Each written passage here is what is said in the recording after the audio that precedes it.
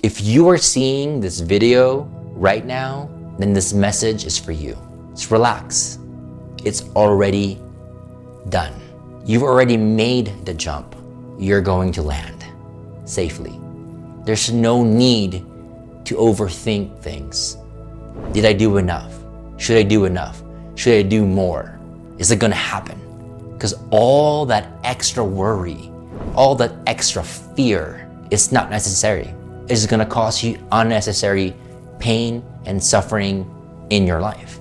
It's like you've painted the entire wall. It's already painted. You're just waiting for it to dry. The work is done. You don't have to worry if you have to paint it when it's already been painted. Instead, use that precious mental focus and your emotional energy into just being excited for what's to come. Being grateful for what you have, knowing that it is done. What you want is coming to you.